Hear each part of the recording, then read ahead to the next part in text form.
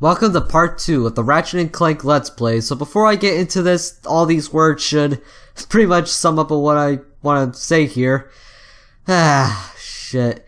Yes, I had to redo this part, ladies and gentlemen, because for some reason the audio was, or at least the, for some reason the software was picking up my laptop mic. I may have accidentally clicked that option, or it just did it on its own, but if it's the latter, then I can only assume that it's probably a rare one-time glitch. Hopefully it doesn't happen again in the Let's Play. So this is coming from a newer file, basically. Well, like a separate file, but after this I'm going to be going back to my, original file, and hopefully this won't happen again. Jeez.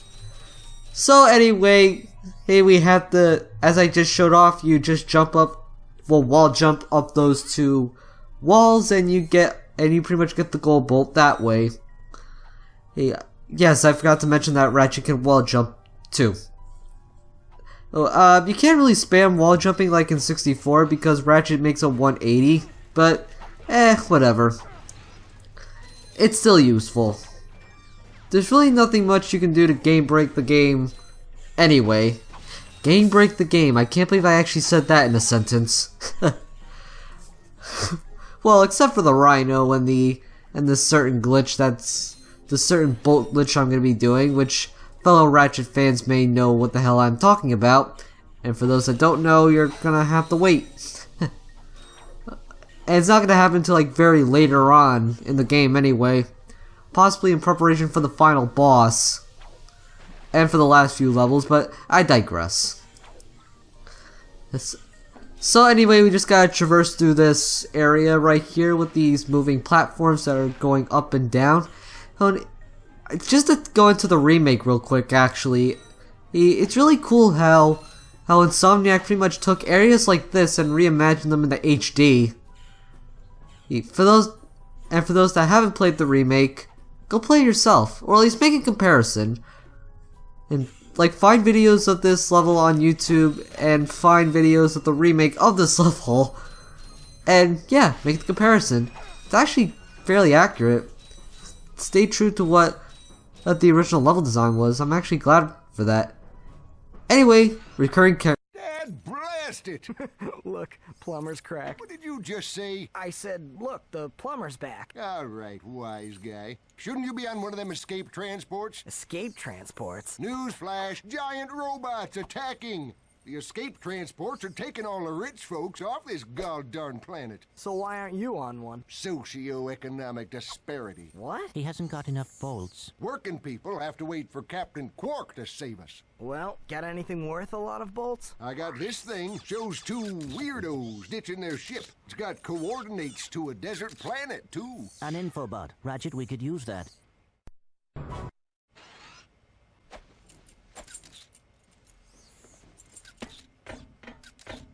Geronimo!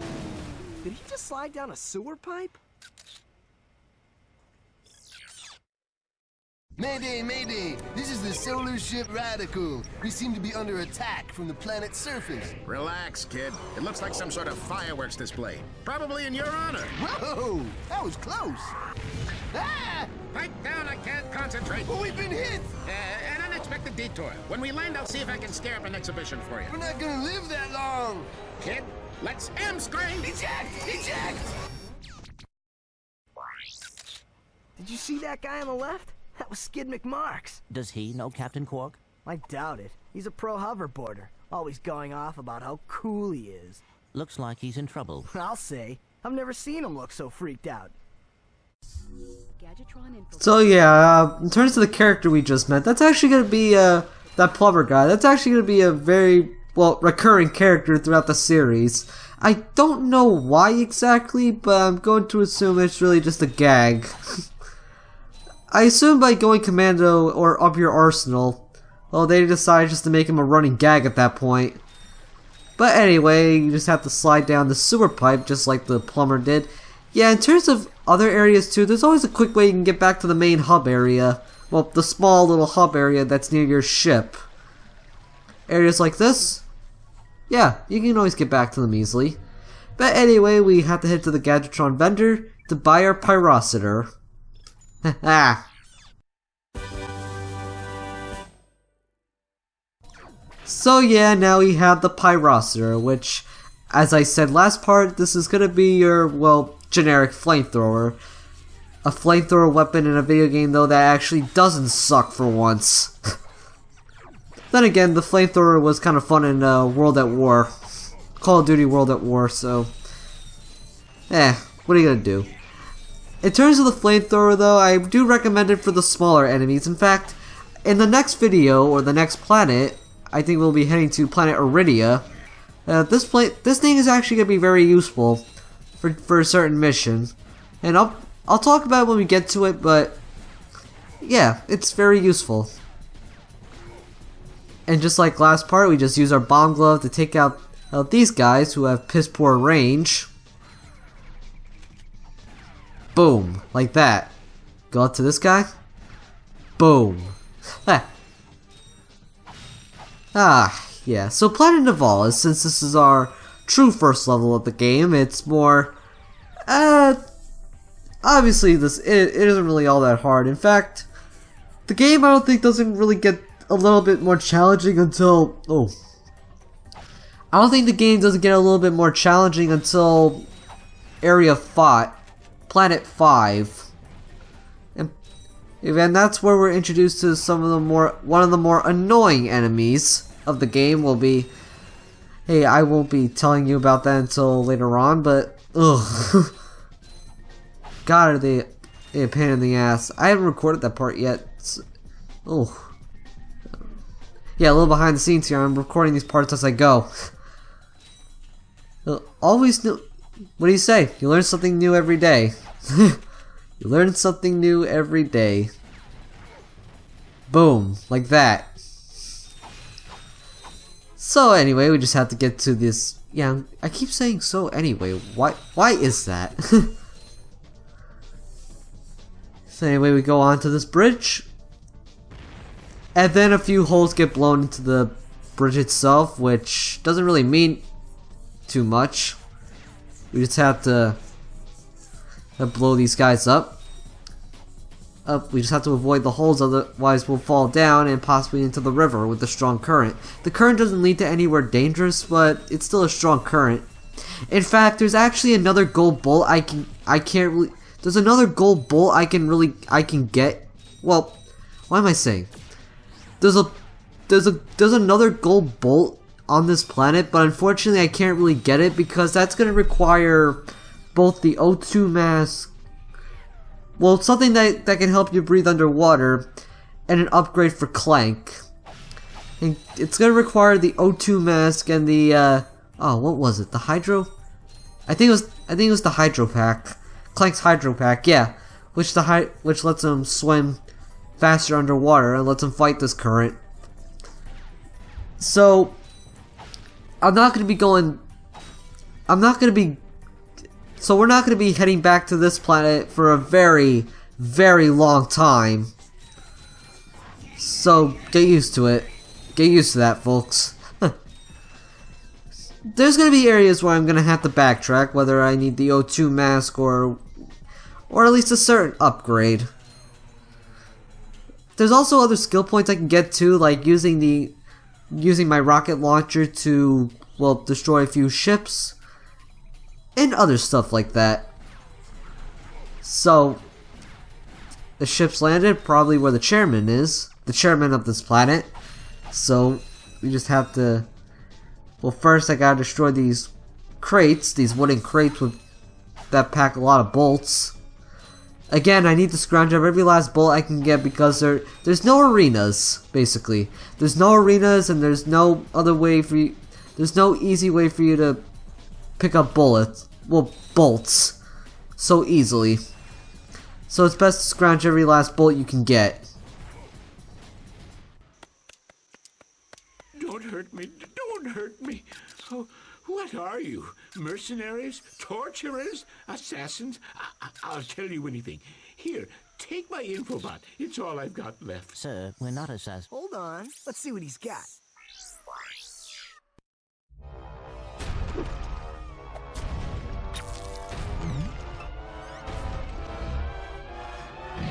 Has this ever happened to you? Hi, I'm Captain Quark, and believe me, there's nothing worse than staring down a Blargian snagglebeast from the inside and knowing your equipment isn't functioning properly. That's why I come to Al's Robo Shack for all my electronic needs. Al has been the exclusive repair shop for my super electro gadgets since I was knee-high to a sand mouse. If Al can't fix it, it's not broke. Right, Al? You said it, pal. So if you're fighting crime, or just fighting grime, come to Al's Robo Shack in Metropolis for all your robotic repairs. Al's Robo Shack, it's Quarktastic! Do you know what this means? Yeah, Captain Quark is really sold out. No, it means Captain Quark is on Metropolis. We could tell him about this invasion. If we had a ship. What? A ship? What? You're not going to torture me? Well, as planetary chairman, I could arrange for you to borrow our courier ship. Cool. You can count on us, sir. Right. Thank you, your chairman shipliness. Now that you have coordinates. You want to do my job? You want to do my job for me, Gadgetron Help Desk? Because you could be a great Let's Player. Alright, I'm just only teasing. But again, she couldn't have said it any better. We now have a new ship, since we now have a new ship, and since we acquired 2 infobots, that's our way to travel to new levels. By the way, it's pretty much like Power Stars in this game, somewhat. So we obviously enter our ship. A little cutscene plays, which lets us get into our ship, and fire up the engines, and then we are introduced to our world map screen. As far as we know, since we acquired 2 infobots, we can only go to 2 planets. I would go to Iridia first, but I decided to go to Kerwan first for a certain upgrade, which will definitely help out. I mean, cause in terms of weapons, you also get gadgets, and gadgets are definitely going to be, mandatory. Well, not all the gadgets, but most of the gadgets that you'll get. And we're getting one of the mandatory ones right now. So welcome to planet Kerwan, aka Metropolis.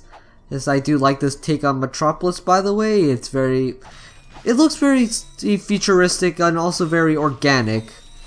And I do like its music too. In fact, if there's one thing I do prefer in this game over the remake, is the music. Because it's not catchy, it's not so much catchy, but it's still pretty good stuff, and it's certainly better than the whole epic and orchestrated musical tracks that the remake offered, which was even more forgettable. Sorry, remake, but I kinda have to give this game that one. The music and story, but later on that. Welcome to the Captain Quark Fitness Course. If you're strong enough, fast enough, and clever enough to beat my fitness challenge, you will receive a reward from my head trainer. Simply make your way to the 3rd island to complete the course. Good luck! Quark Enterprises is not responsible for sprains, broken bones, snapped tendons, bruised egos, or accidental death incurred while taking the challenge. Excuse me, Captain, but we have more pressing issues. We urgently need your assistance. Clank? Yes? Do you notice anything unusual about Captain Quark? Well, I find the fact that he has a spring where his leg should be to be quite puzzling. And why do you think that is? Possibly an injury incurred while battling evil? This isn't the real Captain Quark, you numbskull. It's a robot. Oh. Talk about 90s lingo. Well, I mean, this game was released in 2002, but Ratchet sounds so 90s. I'm not sure, and since I was born in the 90s, the late 90s in fact, I'm not sure if I should be offended by that or not. I probably shouldn't be, but whatever. So we are on this training course, and we are introduced to a newer type of crate, the TNT crates. These pretty much work similarly to the TNT crates in Crash Bandicoot. You touch one, and instead of just bopping it, it's so much touching it. If you touch it, 3 beeps will go off and signifying that you should probably move away, and then they'll explode. If you don't move away, then, I don't understand why you didn't move away. Yeah, other than that, this fitness training course is pretty simple too. You just have to, it's pretty much a test for your jumping and wall jumping. It's nothing major. Here, one thing I do, going back to the music for a little bit, there's one thing I do like about this music is the fact that it changes. Like, depending on which area you're at, it changes. Which is a nice touch. In fact, there's one musical piece in World 4, I believe, which is actually one of my favorites.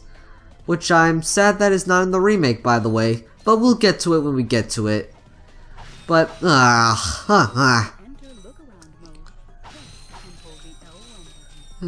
So, yeah, we now have this segment. We are pretty much done with the second island as of now. We just got to...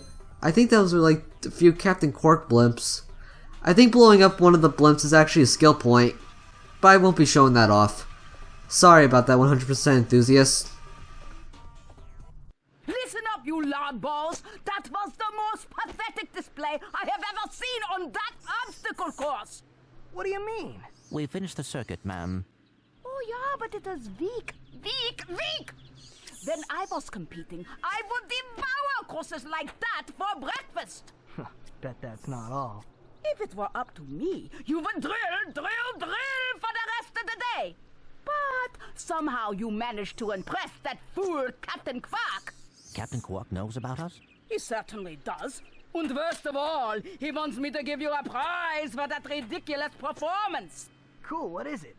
I'm supposed to give you a swing shot, so you can sway to and fro like little insects. All right, let's see it. Not so fast. Today, the two of you disgraced my obstacle course, so I am going to make you pay. But that prize is ours from the captain. That's not fair.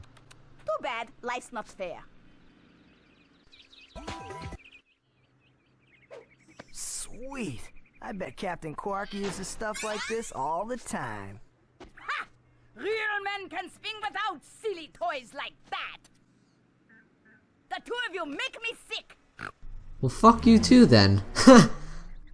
Okay, so now we have our swing shot, which is pretty much self-explanatory. You see those green targets right there? Well, the green and yellow targets.